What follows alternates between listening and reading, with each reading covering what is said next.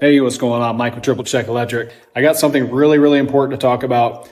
If you are an electrician, this is really talking to you. Also, it's talking to the customer when you are hiring an electrician. So if you take a look at these Romexes that are coming in, look at how the ends are cut so nice and neat. They're so clean. Man, look at that. No scraggly end on those. Pretty nice, huh? Well, it's actually not your electrician. If he does this, he is screwing you over, and I'm going to show you why right now. So, I don't know if you can see that. I hope this comes across. There is bare copper showing on that neutral right there because of how they cut this Romex and the tool they use. They either used a utility knife or they used a special tool that is designed to cut Romex. That's supposed to cut it safely, but it doesn't. There's another one right there. If you can see that copper right where my thumb's at.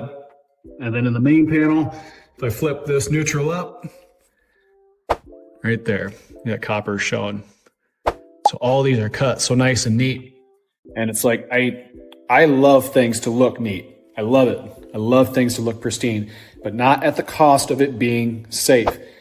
Those tools that people are using to cut Romex, these Romex cutters that where you crimp them down and it's supposed to score the outside sheathing and you can pull it off. It makes them look great, but it does not make them safe because you are potentially damaging the inside insulation. I know there are guys out there that are going to say, I've used this all the time. I've said this before in other videos. When you do something wrong, the customer is not going to call you back. And sometimes it takes years and years and years for something like this to actually cause an issue. It takes years of amperage being pushed through that line for the vibration and the pressure of the bend to start to expose that insulation and then eventually potentially make contact with either the bare grounding electrode conductor that's inside the Romex. And as you can see here, all these wires are jumbled in here.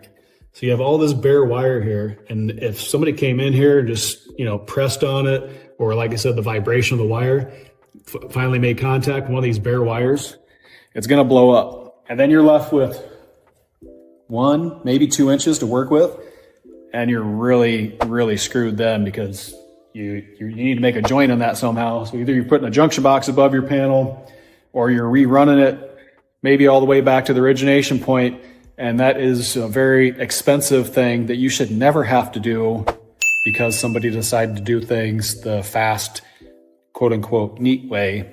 That is actually not a very good way to do things. But really wanted to go over that. Wanted to do this video for a while because I see this a lot. So I'll have another video that's going to show you how you actually should be cutting Romex. So stay tuned for that and I will get that out to you. See ya.